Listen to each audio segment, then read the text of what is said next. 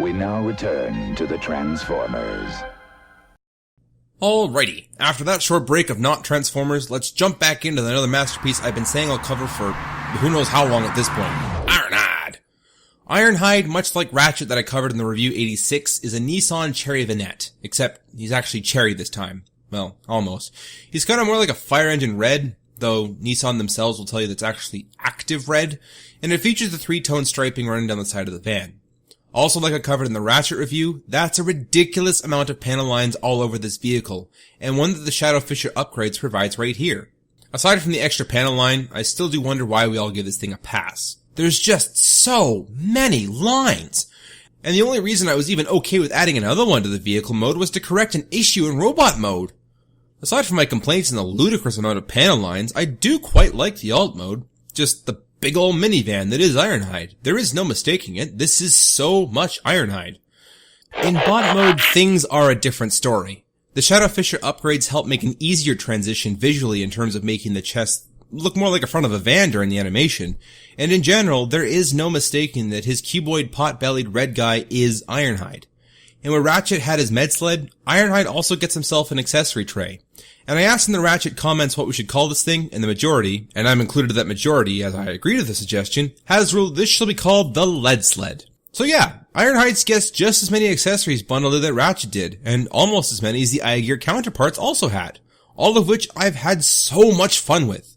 First off, you get 2 pistols as seen in the movie, a static gun thing that came with the original toy, and a back-mounted missile launcher that you can pivot to one side and have War Machine up the place. Retracting his hand reveals this little tab, which makes for a whole bunch of accessory shenanigans. Hello, you cooking fans. Welcome to my cooking show. Unfortunately, that jerk of a health inspector got my show cancelled after discovering an insect infestation. So, I'm not allowed to call my show. In fact, I'm not even allowed to say. So, since I don't have a network to worry about anymore, I can be a little more liberal with what I can make here. So the first thing we're going to make today is iron stew. And the first ingredient we need is obviously iron. So, grab your nearest Autobot that has iron in the name. I mean, it's not just a name. He literally has an iron hide. Those with weak fuel tanks should probably look away. Alright now, we need to pull out our knife. You're gonna want to hold still for this. If you square on might take off more than your hand. Okay, and then we go... There. We have ourselves some iron. We'll be right back after I get this swiner to the med bay. And that class is how to hit 2 Decepticon SUVs head-on at once. Any questions? Yes, Ironhide is class dismissed. Rock, paper, scissors. Ha! G1 wins once and for all. Violence. It's fantastic.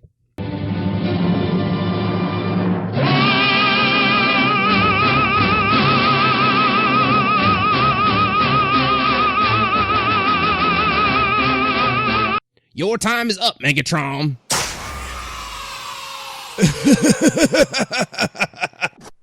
What the? Whose mess is this? Oh, sorry, Ironhide, that's mine. Could you clean that up for me? Promise, it's like I think I'm a maid around here. It's not one thing, it's another. There, spick and span. Hey, Ironhide, could you come here a minute? Another cool thing he has that Ratchet didn't get was his jetpack. He used this, like, twice, after all the Autobots forgot how to fly after the pilot episode. He also comes with 2 flames to pop into those jets for some active flying scenes. But that's not all you can do with it. Get ready for some really immature potty humor. That's right. Using the 3mm peg, you can place it in any compatible hole. Therefore, we can shock and appall Inferno with rocket farts. Wait a second. Did I say 3mm? I sure did. That also means Trax is compatible for some immaturity, and even Samus, or anything else for fitting. Being that the flame worked in the 3mm port, this also means that the screw hole on the bottom of Ironhide's butt is flight stand compatible. So throw on that rocket pack and take a leisurely flight with your buddy Trax. Well, that's enough of a Red Voyager class masterpiece. On then to Inferno, a Voyager class masterpiece figure. I haven't done that in like, what, 6 seconds now? Inferno, so nicely decked out in repro labels, is the fire engine guy from Season 2. He is also part of the Masterpiece line that is slowly, but surely, pulling away from a focus of realism and toy accuracy and focusing more and more on toon accuracy. This is, what I've mentioned countless times before, bothering me. Thus, why I'm quite happy for the repro labels, cause dang, what a blank canvas Toy Hacks had to work with here. Look at all this boring, empty space. Thus, so much in terms of toy accurate labeling was added to the head, shoulders, knees and toes, and so on, that just makes it actually interesting to look at. I quite like what they've done here, long story short. And well, since we're on the subject of choices for this figure, let's take a look at options for display. 2 different helmets, one modeled after how he was in the cartoon sometimes, and the other modeled after how he was in the cartoon the other times, and the toy, and these were done in a really stupid way. Each helmet only gets 2 faceplates, rather than designing the helmet to accommodate one faceplate design to add more variety, so you end up getting 4 faceplates to go with the 2 helmets, a neutral face for each helmet, and a happy face for one helmet and a grimace face for the other. So what if you like the head spires and want them laughing? Or you like the one helmet with little bear ears and want a grimace? What if you just wanted a 4th face design instead of 2 neutrals? All of this and more could have been solved had they just made the helmets interchangeable. Regardless, with either head you pick, the shoulder cannon still works and features compatibility with the water spray attachment. Another option that a lot of people seem to have enjoyed, and well, good for them, is a cartoon-accurate front grille and headlights. Remember that Mitsubishi logo proudly printed on the front? Pah, who cares about that, am I right? Yep, just pop the vehicle-accurate chest plate off, and you have yourself every excuse Takara could have used to ignore getting a license for the vehicle use. Why go through all that trouble to get a Mitsubishi approved if you're just gonna pull it off anyway? And finally, a third option, a bracket chest plate. This was designed to hold Red Alert, in reference to that one episode where he caught Red Alert at the end of the episode. But really, any 2013 Lamborghini mold will fit. This attachment is great though if you want to carry old Red across the threshold after the ceremony. Another thing he gets is a fire hose, which is cool if you don't think too hard about it. Like, why the hose? It's not like he doesn't have the ability to shoulder cannon the water, or fire the water out of his hand detachment. Ah well, he has the hose regardless. Vehicle mode. Here he is in a Mitsubishi Fuso fire truck. And I think it's cool that for a time I did have a Transformer that turned into a Mitsubishi product. Even if it was nothing even remotely close to my car, oh well. Dreams of Autobot Awesome Something and his bright blue Lancer mode will forever be longed for. So Inferno. Inferno is more a testament that Takara was really focusing on the cartoon. About the only thing remotely related to the Mitsubishi fire truck is the cab and the wheel configuration. Everything else about this vehicle mode is pretty much just cartoon aesthetically based. And that kind of rubbed me the wrong way. Like, look at how much effort Mastermind Creations put in to make the vehicle look absolutely stellar. When you look at this vehicle, your immediate thought isn't, oh hey, there's a bunch of arms in the bed of this fire truck. It's, oh hey, a scale model Fuso fire truck. And that is what Masterpiece meant to me. And I know I sound like a broken record, and still will for a bit, but Masterpiece meant cartoonish appearance emerging from a real-world accurate design. And if you still don't agree, allow me to make this other case. The whole motto is robots in disguise. If you saw this on the road, would you not think it weird that a bunch of arms were hanging out of this fire truck? Would you not think it weird that this Fire Chief Lambo had grayed out headlights? I don't know, guys. It's been really bugging me the direction they took the Masterpiece line. I know to some, it's a fantastic thing, because they want their figures to step out of the cartoon right off the TV almost, because they also have no interest in cars or vehicles as a whole or scale modeling, and therefore know incredibly little about what the Autobots are actually turning into, so long as it turns into something close to it. Half the time it just feels like their review is, and here is Masterpiece Tracks. Here's a blue Corvette. I know that, because that's what the box says. But I care, and I matter to me. To you I'm you, but to me I'm me, and to me I matter. Well, I don't really know what else to say about Inferno. He's easily the one figure I had in vehicle mode the least. Everyone else, I left them in vehicle mode occasionally because of how good they looked. But Inferno is just, in vehicle. And same goes for Grapple. The two of them are clearly figures they designed for the cartoon purist who doesn't give 2 cents about what they turn into, so long as it does it for some arbitrary reason. That, I'll never understand. There are people out there who insist it must transform, but will never do it because they don't like the vehicle mode and prefer robot mode. Perfect example. Megatron. How many of you have never even transformed Megatron once? I suggested once, back when Next Transbox hadn't even announced Apollyon, that maybe Takara just had to make a Masterpiece Megatron that didn't transform to get around the gun law, while also providing a mini handheld Megatron like Soundwave have, but revised so that every Masterpiece figure could hold it. And you would not believe the backlash I got from a lot of people that's, no, it has to transform, otherwise it's not a Transformer. So, congratulations everybody. We all got a Megatron that does indeed transform, that people in Australia have a hard time getting their hands on, and that we all had to pay $220 US for, and 90% of people never transform it because it's either too hard or they only care about robot mode. The logic of the fans of the thing baffle me. Well, since we're talking about Decepticons, how about we talk about those for a sec? This is BadCube's take on Masterpiece Insecticons, and personally, my preferred take on Masterpiece Insecticons.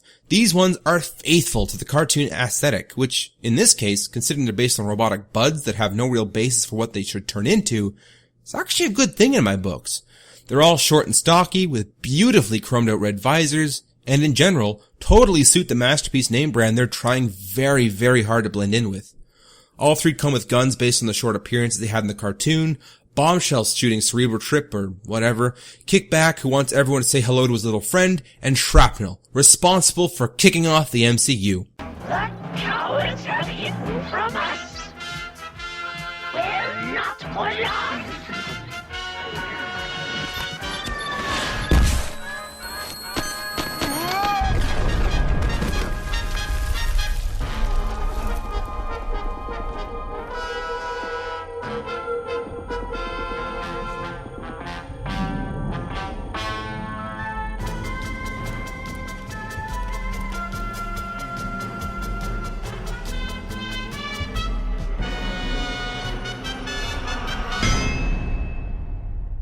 As well as 3 Energon cubes made of gummy plastic that has some tack to it. Perfect props for all your energy-drunk Decepticons. Hey, remember that time I had Optimus' head in my hands and I was like, I'm gonna turn you into Crocodimus Prime. And then I used his arm to shoot Bumblebee. And now on to bug modes. Yep, those are bug modes. We got ourselves Kickback, Shrapnel, and Bombshell, whose chest is turned into purple from black. I found this downright impressive, going from Toon Accurate Black in robot mode to a Toon Accurate Purple in bug mode, just by hiding an extra chest covering in the legs that fold over and form fit when in bug mode. Other than that, there's not really much else to say about the bug modes aside from the fact that I only bought them for one reason, so I could make the following short. Yeah, I really did fork out $150 just for a 30-second joke. Megatron, you've got to transform. I'll transform you all to molecules of melted matter. Bumblebee, I need you to walk me through Megatron's transformation. All right, Optimus, I'm just pulling it up now. Optimus, 20 seconds until explosion. Hurry, Bumblebee. Okay, the first thing you need to do is move his head up, then take his chest, unpeg the whole thing, and move it over his head. 15 seconds. After that, unpeg the crotch piece. When that's done, you need to take the tank treads. Tank tread? What?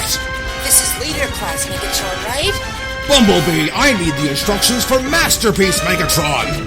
I'm sorry. I typed in leader Megatron instructions and that's what came up. Bumblebee, we don't have this kind of time. Hurry, we only have 10 seconds left. Okay, I found it. Okay, you need to rotate his chest piece.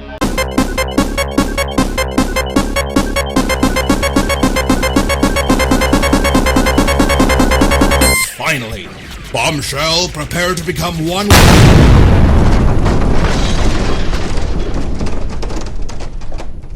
Titan's Return Galvatron had a ton of potential. He's the right shape of body. In this instance, he's the right shade of purple. They even have a really kickin' cannon. But unfortunately, he came out during Titan's Return, and dang, we gotta shove them headmasters in as many possible places as we can, right?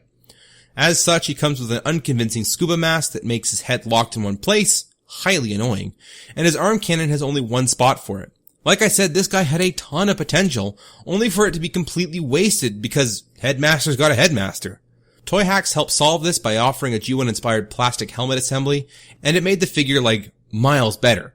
Instant improvement right off the bat. Fun fact, I also owned the Takara Legends version, but wasn't crazy about the lavender guy was rocking out, and much preferred the deep purple the rest of the world got for Hasbro. So, let's turn this guy into his only other mode. And look at that! His turret mode is even G1 faithful. But lazy eyebrow, what about a third mode? I don't know, guys. Do you see a cockpit? Do you guys see a potential for a third mode that we could cram the rest of his body into? No? Well, funny that, neither do I. Moving on to a review that's long overdue. This is an actually fantastic deluxe Megatron. Probably the best deluxe Megatron you could ever own. This is the best deluxe Soundwave you could ever own. The best Optimus in deluxe size, and while not the best Bumblebee in deluxe, he is still fantastic.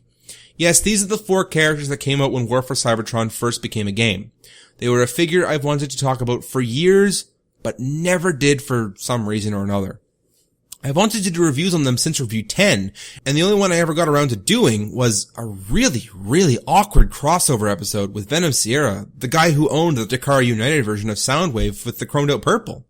To our credit, we had pulled an all-nighter the night before when we filmed and wrote the review.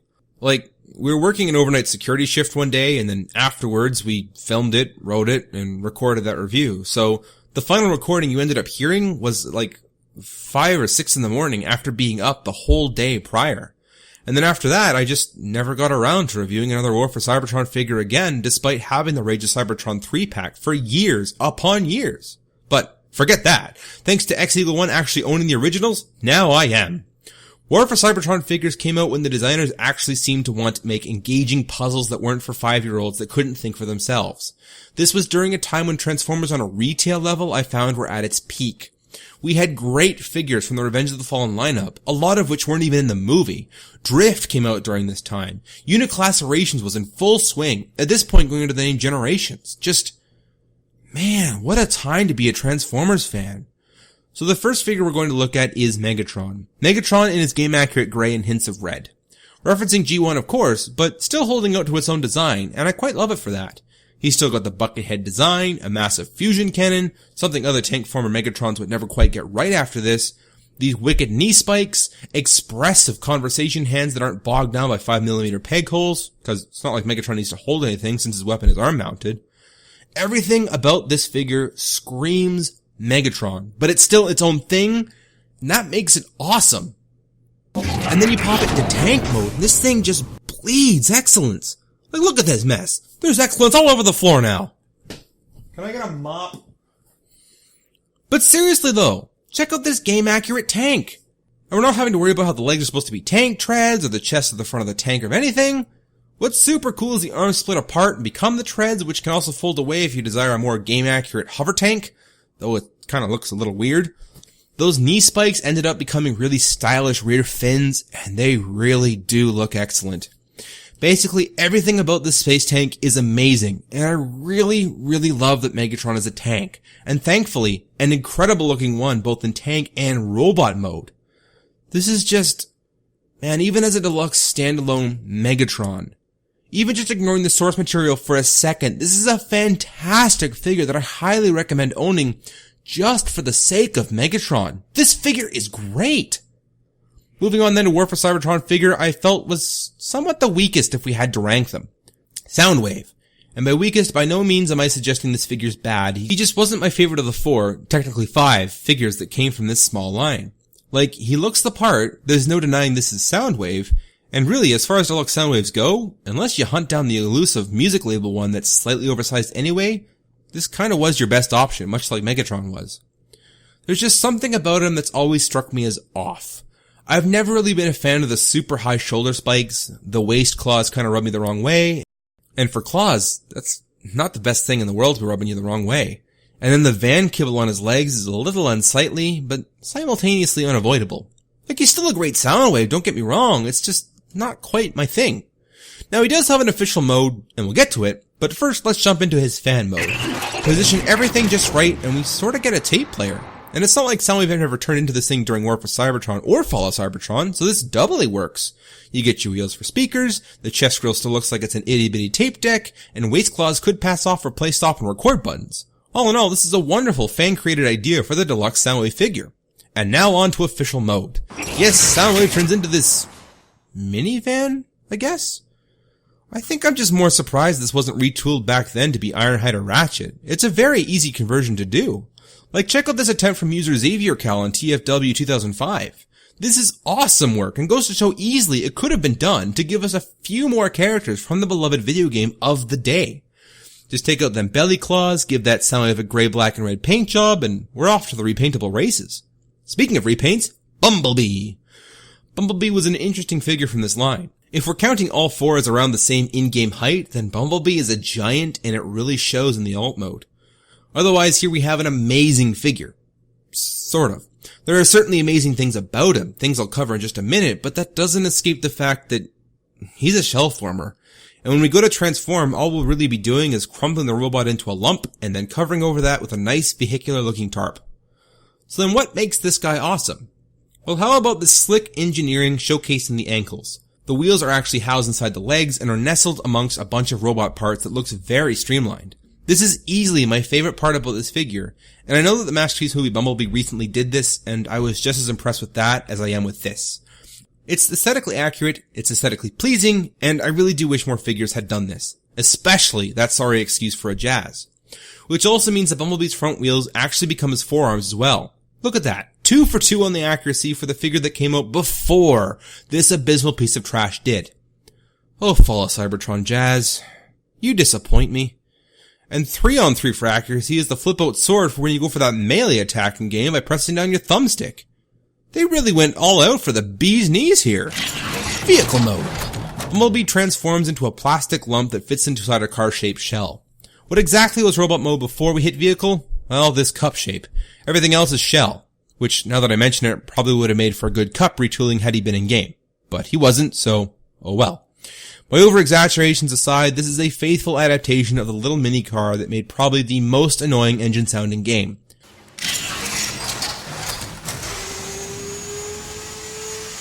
And aside from the lack of wings, it's not all that far off in terms of G1 Cybertron cartoon accuracy as well, oddly enough.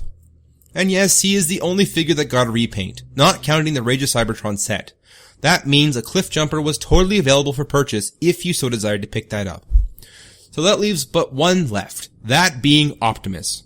War for Cybertron Optimus is a marvel of engineering. The figure that small kids couldn't figure out and parents with no interest in Transformers got frustrated with. This figure has almost 0 faux parts, and yet parts still end up in nearly impossible places. Like in vehicle mode, the smokestack on the legs need to end up near the shoulders. The wheels in the calves need to end up on the bottom. The shoulders become fenders for wheels that are currently on his back. That ab ribbing needs to disappear and the waist fenders still need to be there. The knees need to become bumpers. If this figure was designed today, you'd more than likely see the likes of Age of Extinction Optimus with just a shell former syndrome, but no. The designers looked at the source material, looked at their computers and said, we can make this happen. And happen it did. But first, I'll look at the robot mode. Pictured here is the noble leader of the Autobots as seen in his Cybertron form. Their proportions are just right for his heroic stature, their colors are in exactly the right places, we get shin vents, pectoral windows, all this plating that hugs itself neatly around the shoulders. In general, this is a fantastic depiction of Optimus and probably one that deserves Hall of Fame status. Now, he did come with a weapon, a sort of spring-out weapon that folded up and looked really weird. Unfortunately, Tiny Hands came and plundered, and now it's just gone. I have no idea where it went. But there is a solution. Hunting down a Generations Orion Pax, a toy I particularly never been fond of, but hey, he fills a role.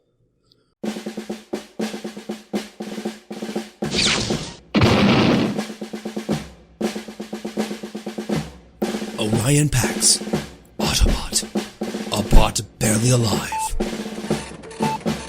Aerial bots. I can rebuild him. I have the technology. I have the capability to make the world's first heroic prime. Orion Pax will be that bot. Better than he was before. Better. Stronger. Faster.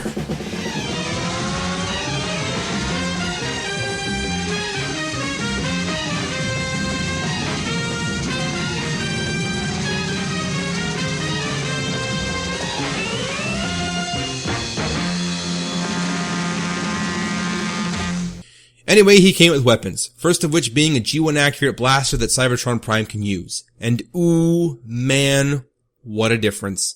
It's a blaster I actually prefer him using, to be perfectly honest. It just works so much better. The other thing Orion gets is an axe that looks sort of familiar to the one that Prime used in game, so pop that on and then one indeed shall stand and one shall certainly fall. To the vehicle mode. Here we've gone from a highly detailed, kibbled and greebled bot into a smooth, sleek, and slick looking truck. And the process it took to get here is incredible. Sections of robot shift and rotate and move and slot and fall into place to give us one incredible journey of transformation.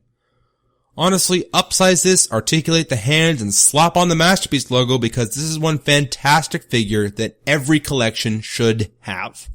And if not this version, then at least hunt yourself down a Rage of Cybertron one, both of which are amazing deluxe figures that are a symbol of an era of collecting that is sadly in the past.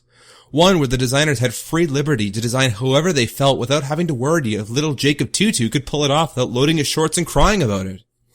So being that I find this is the peak era of Transformers, another line of figures surfaced a year later that was just as complex, faithful to source material, and were all around great toys. Or at least, were initially. First edition Transformers Prime figures. Unfortunately, I only have Bumblebee, Optimus, Cliffjumper, and RC, so no thoughts on Bulkhead, and they never made a first edition Ratchet, disappointingly and oddly enough. So Prime turns into a Peterbilt looking tractor unit, somewhat akin to the movie aesthetic of G2 Optimus if you prefer, but in, standard Optimus colors, which looks awesome. I know several people when it comes to Optimus are all for the ideal of, it's a cab over or nothing, and well, I actually like these kinds of trucks, so I quite enjoy the look of this one. And that transformation though. Oh man, it's like we turned the whole truck inside out to get to this stature, which I find absolutely crazy about this, because if you look at him, you're not exactly spotting what goes where to makes it a truck. And well, I must admit, figuring this guy out on my own when moving out at X-1's house took me the better half of a movie to finally hit truck mode. Basically, this guy is pretty dang impressive. Bumblebee is everybody's favorite obligatory character. Like, I think the Armada trilogy and the Beast Wars were the only ones to not really feature him. This particular model seems to take heavy movie references into the vehicle mode. Like, it easily looks like the copyright-free version of a Chevy Camaro. And while it doesn't really look all that bad, he also gets to take his arm-mounted cannons, if you so desire, and throw them on top for some engine-mounted artillery. All that being said though, he is one of the easier first edition figures to come out. Transformed and bam! There he is! And this is where you really see those movie cues shine. He's got the G1 Jazz transformation aesthetic, just like movie B, the lack of talking, and all of that. I've talked about Bumblebees over the past 6 years, and I don't know what really there is more to say. He's black and yellow, this one doesn't talk, the end. RC is a bike, which I'm guessing also got the inspiration from Revenge of the Fallen, turning into a sweet looking road bike, much like she and Alita 1 did in Revenge of the Fallen. You know, the bikes at the beginning of the movie that had no other role, just like Jolt. Oh, he's there guys, don't worry about him. Sam just being a pansy about saying I love you was way more important than his development. Where was I? RC turns into a really awesome looking bike, and the transformation isn't anything to laugh at either. Unlike some of the other bike mods I've seen in recent years, this one actually conceals all of its parts to present this slim, petite, and amazing looking fembot. The wheels split apart and position themselves like heels. The fuel tank splits and becomes the chest. All in all, a fantastic transformation. Finally, Cliffjumper. TJ Vibe 9 and I covered the Robots in Disguise version of this guy a long time ago, and back then, I couldn't see what the fuss over this guy was about. And then I got the first edition. Well, sort of. This is the GDO, so it's a Transformers Prime figure with a G1 head, which is even more awesome. This particular figure turns himself into a Plymouth-inspired muscle car, something that is just not seen in Transformers nearly enough. And that being said, you have absolutely no idea how psyched I am for the new Bumblebee movie. Look at that, a Plymouth Roadrunner, and it's a Decepticon? That is awesome! Anyway, Cliffjumper reminds me of an old Dodge Challenger crossed with an old Plymouth Barracuda, and the end result is an amalgamation of two incredibly looking classic muscle cars for one vehicle mode that looks absolutely stunning. Again, I wish we had seen more of this style of Transformer in the alt mode lineups. Classic muscle is a thing of beauty, and I wish it had been represented a bit more. The closest we ever got was the C3 that Trax turned into.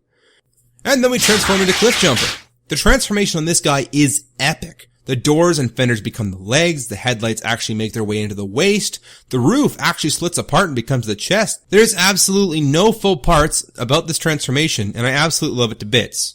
Don't look at those wheels, they don't count. So there we have it. The first of the Transformers Prime lineup, save of course for Bulkhead and Ratchet, but that's okay. Bulkhead was also a great figure based on what I've seen, and it's practically a crime that Ratchet never saw the light of day. In the end though, we'll live. Now here's a figure I got and then never talked about. Cloud9 Shockwave. Here was a masterpiece shockwave that wowed all of us with its really low price point. It wasn't ripping off anything, but at the same time it was also minimalistic, only coming with one accessory. Another thing it came with, if you will, was see-through magenta parts. And well, yes, I know by doing this I've removed certain light-up features I never use anyway. I have painted the arm cannon, hand, and the inside of the chest piece all a more cartoon-accurate lavender. The shade really makes its appearance on the hand and cannon. However, since there's still magenta plastic visible before you see the lavender, the shades between the hand and cannon isn't exactly the same as the chest, despite being the same paint. Something I wish I had rectified before painting the hand and cannon, but oh well. What's done was done by that point. Regardless, I still like the look. Something else I really enjoyed was how chunky the robot was. Not too chunky. Like, the reason I got this shockwave wasn't because I saw, ooh, what a deal. Because based on the two options at the time, and at the time of purchase, a third option as well had surfaced for pre-order, this design I thought looked the best. Color maybe could have been better, but the core design of this particular shockwave was just top notch for me. One thing that really caught me off guard when I bought the thing though was just how large it was compared to the other Masterpiece figures. Like, here's the other Seekers, which I've come to the conclusion were too small anyway. But I got this guy when I still only had Soundwave, Thundercracker, and Skywarp, so the appearance was only a little jarring. But then I got Masterpiece Megatron, and man, he just fits right in there with the MP shelf now, doesn't he? Especially more so when compared to the likes of MP29. Like, man, that guy was unnecessarily tiny. Well, since we're on the topic of uncovered masterpieces, let's talk about the one that started it all. Yep, about 2 years ago, I found myself a North American MP01 Prime. Unfortunately, this guy had zero accessories, a fender panel missing, and a buttload of paint chips, nicks, and dings. Some would say, ugh, what poor condition this guy is in. Myself, on the other hand, look at this and go, wow, what amazing weathering. Yes, a huge difference between this Masterpiece Prime and, say, this Masterpiece Prime is that the majority of the figure is made of die-cast metal. This makes this figure rather heavy first off, but for every paint chip where bare metal is exposed, is just a little closer to a weathered appearance. Like, this truck has been on the road since '84, doing long-haul trips for 34 years. He's seen things, hauled things, met people. But man, this truck just keeps on going. As opposed to MP10, which looks fresh out of the factory, and we can neither confirm nor deny if this machine has ever hauled a trailer. In fact, I'll bet he just walks wherever he goes and transforms and expects his trailer to do all the work for him. To be honest, I can't rag on MP10 too much, because on the plus side, MP10 actually resembles much closer, not just the G1 toy truck, but closer resembles an actual truck, whereas MP01 doesn't. Like, he's obviously a truck, he's just an ugly one. However, that being said, MP01 does get way better details to boot, such as molding running lights instead of weird little nubs painted yellow in the US and for some reason ignored in Japan. A much sleeker looking flatbed, actual suspension, both molded detail and springs, a much better tail light array, and so on. Long story short, while obviously a fictitious truck, I love MP01 for what he was. He started an era, and this being the first in a long-running masterpiece line, which at the time nobody knew where this line would go. The amount of detail in the truck alone is staggering, and we haven't even hit the bot yet.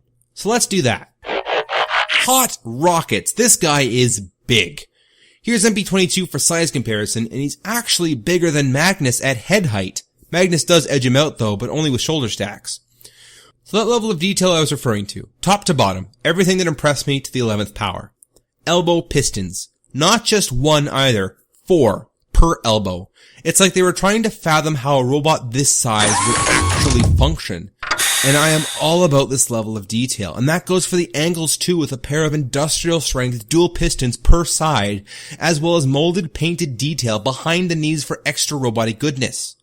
These shin vents are flat flush and smooth for the truck mode, but when it comes to the robot, an internal mechanism rotates the vent vents into the robot cartoon accurate design, almost as if they were exhaust vents for how much heat the motor mechanisms produce for carrying the weight of a full-fledged truck as a robot.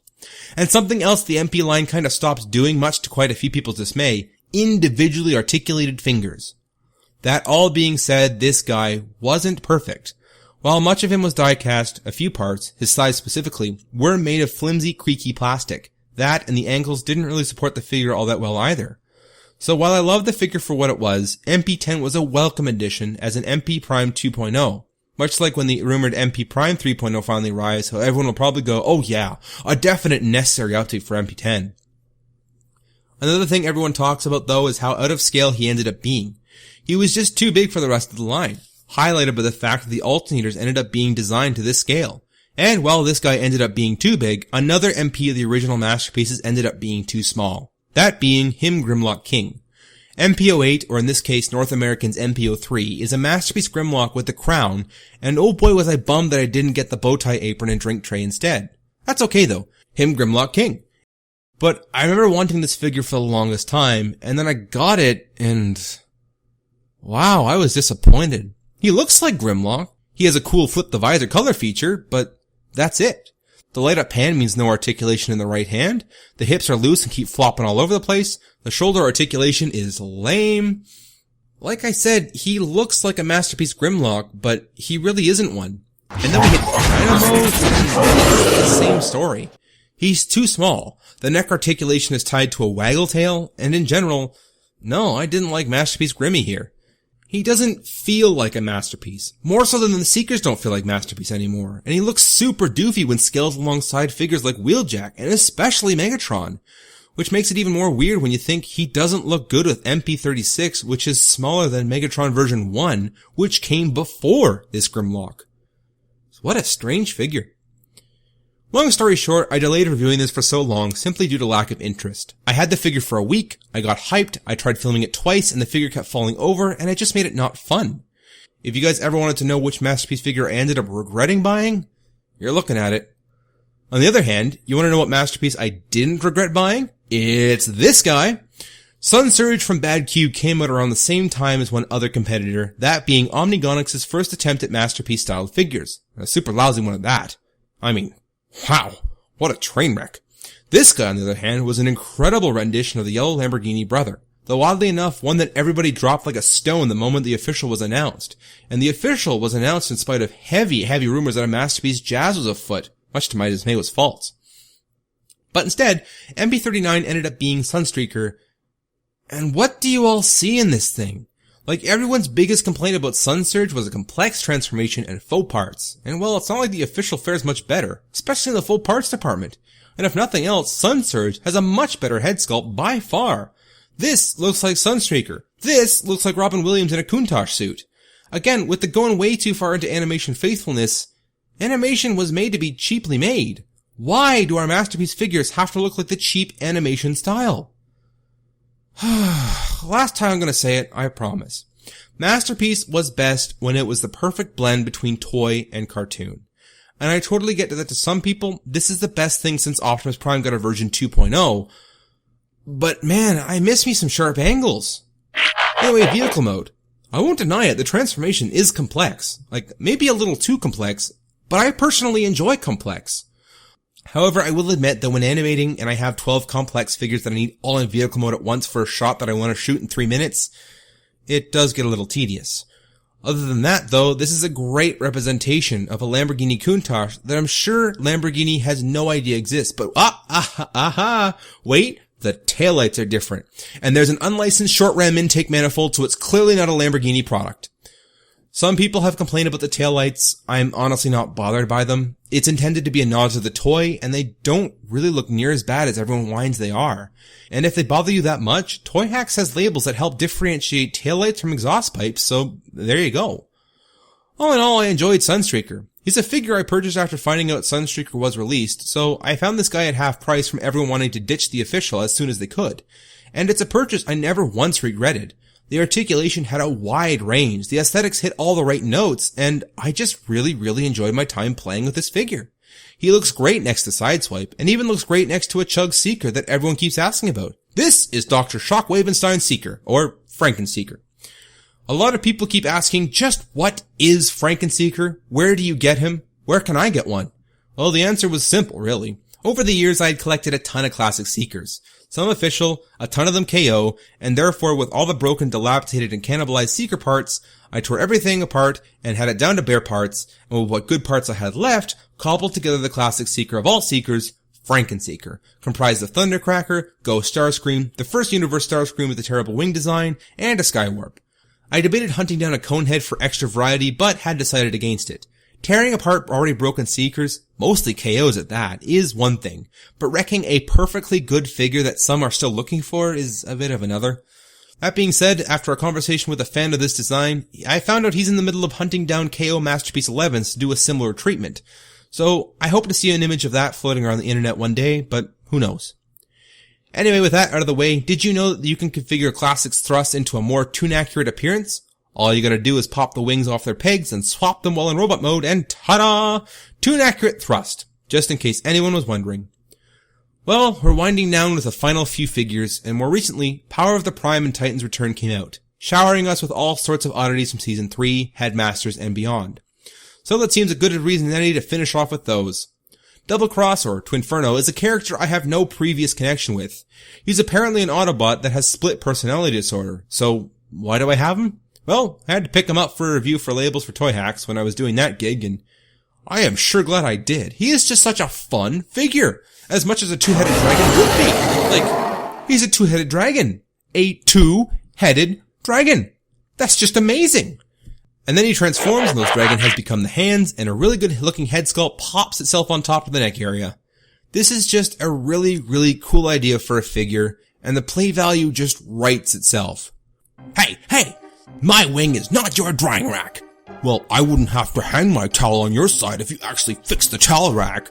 Hey, how can I fix the bathroom rack with only one hand when you refuse to help? Hey, if I want to watch Teletran while GoBots is on, that's my right as half of this monstrosity. Oh yeah? Yeah! Again! Eyebrow is another character I have no previous connection with. I haven't really watched Headmasters, really. I'm sorry. A friend of mine really insists I try the English dub though and watch the many adventures of Sparkle, Philip, and Spaceship Bruce. Full disclosure, I had to look that bit up. I was told about Spike translated to Sparkle, but Philip and Spaceship Bruce? I am totally watching this after this video gets posted. Anyway, why do I have Eyebrow? Well, I don't. This belongs to X-Eagle1 again. So then why am I reviewing Eyebrow? Because I like to think that in an alternate universe, the lazy Eyebrow reviewer reviews us all, as does Warp's Awesome Humans reviews, Bees Collectibles, and Opterotomus. Lame humor aside, he's actually a pretty cool dual-bladed helicopter, supposedly just like in the show, and again, I do have to give mad props to Hasbro and Takara for being faithful to the original aesthetics while still making them their own, much like the Season 3 and Headmasters design really allow them to be. Here's a fun fact. Did you know there's a hatch under the cockpit that accepts 3mm display stand plugs? So you can even get that helicopter flying with a track stand. It's really, really awesome it can do this, intentional or not. Bot mode looks pretty snazzy as Blue Helicopter should, and the fact that the cockpit is still accessible means that he can fly around and point and shoot. How nifty is that? So here's another thing. Much like Frank and Seeker that everyone keeps asking me about, what was my version of Betatron all about? So for Superion, we got a brand new member, that being Alpha Bravo. And in the generally accepted configuration, he replaced Slingshot as the left arm. When Menasor hit, Off-Road replaced Wild Rider as the left leg. Rook replaced Groove as the generally accepted right leg, and Blastoff ruined it by being still Blastoff and not calling himself Takeoff or something else instead, and apparently this is still Blastoff despite Power of the Primes actually giving us a proper Blastoff, this time configured so he goes without a shuttle bra. Regardless, this is still the right arm. Then, a Scattershot came out without the rest of the Technobots. And very few people bought it, but got the Computron box set instead. And if they did get the Scattershot, had no idea what to do with an unpainted Computron calling himself Betatron. So what I did was take it and make Betatron, made out of all the new figures that mostly nobody asked for. Yes, these are the figures outcast by society and left in the corner to rot, upset by their abandonment. The 5 bots set aside their faction differences and banded together to make Betatron, the wandering Gestalt, who has decided to not get involved in the petty war between Megatron and Optimus and their many, many forces. Well, enough of that headcanon. Here's how he stacks up to Superion. And aside from the fact that I never hunted down any hands and feet, this guy looks really good. He's got the chunky vehicle modes that I love so much as legs, the aircraft that work fantastically as arms, and to top it off, it's built on my favorite torso out of the Combiner Wars line, that being Silverbolt. So it's pretty much Bruticus, but with a much better torso. Basically, out of all 11 Combiners I've owned or reviewed, which if you're trying to keep track of, Hercules, Intimidator, Menasor, Superion, Defensor, Bruticus, Victorion, Hulky, Computron, Devastator, and Betatron, this is my favorite configuration out of all of them. I think I'm a little sad though that I didn't spend more time beefing this thing up and customizing it to look a lot better than it does. The unpainted Scattershot really does bring the aesthetics down a hair. If you're looking for my opinion on Computron, here we go. The hands and feet were awesome, I loved the tank and car's legs, the bike was alright, and the space fighter looked super weird, especially with Cybacks of all things tagging along, and the North American Satter shot just ended up being super inaccurate to the point of, why does this exist? This is one figure where I really can't recommend trying to find the North American version, as the Takara one was just so much better. So being that this guy can interchange with pretty much anybody, and nobody would even bat an eye and say, but that's wrong, we can even throw in a Jazz. Yes, this is a figure that showed up at my Walmart as I was nearing the end of filming, and boy am I ever so glad that I get to talk about this guy. Not just because I called both this and Inferno, and by called it, I mean they should do it, and I'm so glad they did, but because of what this Jazz is. They made a Jazz, and it combines. Gather together your Mirage, Optimus, Sunstreaker, and pretend that Lightspeed is Windcharger, and you're ready to relive that episode Masquerade where Optimus and company tried to pass off as Menasor. But that's not the only reason I love this thing. Here's G1 Jazz, a Porsche 935 Martini livery. Here's reveal a Shield release they did some time ago, a mix of G1 and the Solstice that Jazz was in the movie that released about the same time this came out. And here's Trashy Fall Cybertron Jazz. All three of these figures are roughly the same shape and are going for the same sort of look, give or take a few details here and there. So, Lazy Eyebrow, why on earth would you appreciate this figure that deviates so heavily from the source material? And the answer is, it doesn't. In fact, it actually gets closer to the source material than Reveal the Shield or Fall of Cybertron ever did. Power of the Prime's Jazz doesn't say, let's make Jazz exactly like he's always been. No. Power of the Prime's Jazz asks, what if? What if Jazz woke up in the late 70s instead of the mid 80s? And lo and behold, here we have a Jazz that's not a 935, but in fact, a Porsche 936. Yep. This Jazz is also stylized off a real-world Porsche racing machine in Martini livery. And man, I just cannot get enough of the fact that they did this. It's a brand new design, but it's still faithful to the original, so to speak. It's based off a Group 6 race car that competed at the 24-hour Le Mans from the 70s. Two things I really hope Transformers does more of in the future, both race cars and 70s vehicles. And just seeing these two cars together, man, it's a great time to be a Porsche racing and Transformers fan. And then we pop into robot mode, and yup, there is no denying that this is Jazz through and through. Oh man, I am honestly really glad I got a chance to cover this before the channel ended. I was super excited when I saw photos, but I mean, to have it in hand? Wow, what a figure indeed. It also compresses and makes itself into a leg really well, might I add. Find yourself a Quick Slinger, Alpha Bravo, and a Rook, and all the white really provides an excellent contrast to Scattershot's red. I really love the look of this, I gotta say. So now we've come to our final figure. Jazz, in standard tradition, was not only the second last review, but the second last figure in the final review. So now, almost 2 hours later, let's look at Astrotrain. Titan's Return Astrotrain is finally living up to the name Train, and I could not be more satisfied by this. An argument could be made that this Astrotrain was technically a train also, but this guy is a full-on war train with 2 AC 4400 locomotives and 4 artillery cars that would just make tunnels, just a wee bit difficult, wouldn't it? Past Astrotrains have really only been a locomotive, but this Astrotrain is a palindrome of pain, ready to bring destruction no matter which way it's traveling. Just look at all that sculpted detail, with locomotives strongly representing an AC 4400, or an argument can be made for a Dash 9. Moving up here, we see forward cannons, ready to take out oncoming traffic, or wreck anything Astrotrain rolls on up to. Molded detail that I've picked out in silver, highlights wheels, stairways, handrails, and so on, really giving you a sense of scale that this figure should be. An upper control center resides on top to orchestrate this dangerous Leviathan of death. In general, this is a stinking massive train. Just in terms of it all, it's molded detail lending to its scale. It's armed to the teeth, and I personally couldn't be happier that this is one of the alt modes. So let's look at the other one. The train folds itself in half to become a space-worthy battle cruiser.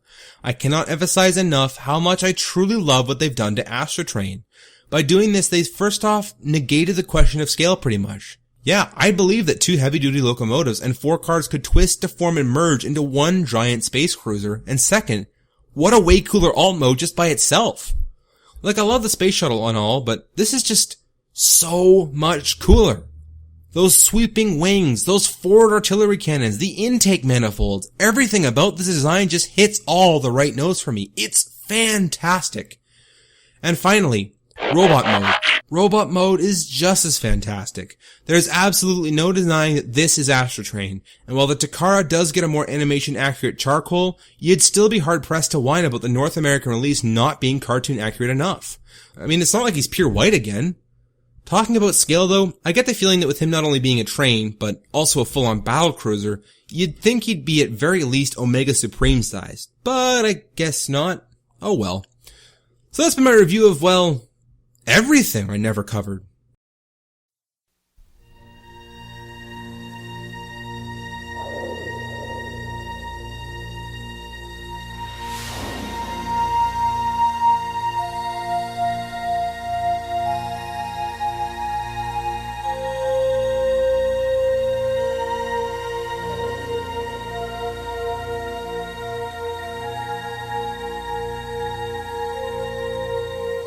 Space, the final buffet. These are the voyages of the USS Unicron. My continuing mission, to explore strange new meals. To seek out new life and then consume them. To boldly dine where no bot has dined before.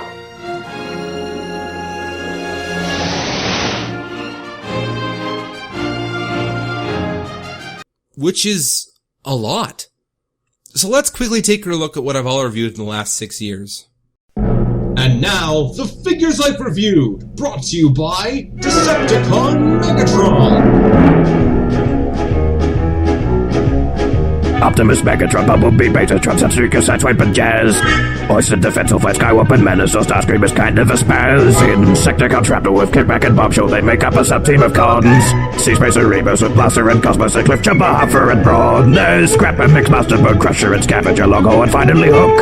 Streetwise and Infestate, Hotspot and Groove and Blaze, can't forget new member Rook.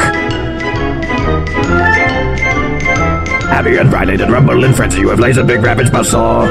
Ramjet and Sandwich with Thrusters and Shockwave, there was no review for a door. Hearts of Steel Nemesis, Red is a Pessimist, Gridlock Sunshine and Swoop.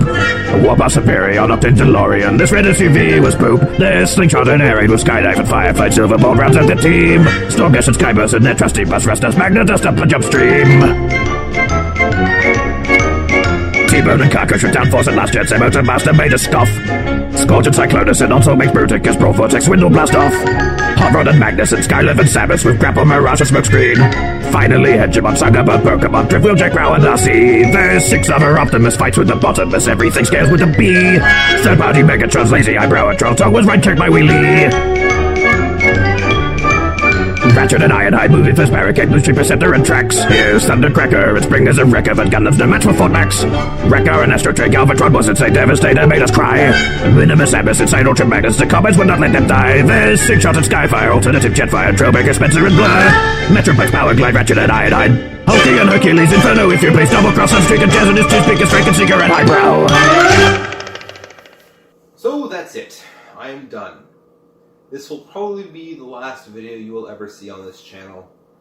I can't guarantee that, but like 99% chance this will be the last video you'll ever see. We've moved to Moncton. Better be. We've moved to Moncton. I've sold all my Transformers, and now my job, my hobby if you will, is looking after these two, who are now fighting over Mother's attention. Go sit on Dad. So where am I going from here? Well, who knows? I'm done with YouTube. It's just as a reviewer. As a reviewer, no, just making videos. I mean, any type of video for YouTube, just because they keep changing their platform, and all the joy has been sucked out of it. And even just doing this has been so much time devoted to this just to keep it going and to stay relevant. I think it's time to move on, and these girls are my focus, and as well as a few other things too. And well, my wife is my focus. So I think what I'm trying to say is, thanks for watching for the past 6 years. Farewell from the lazy highbrow reviewer. Goodbye.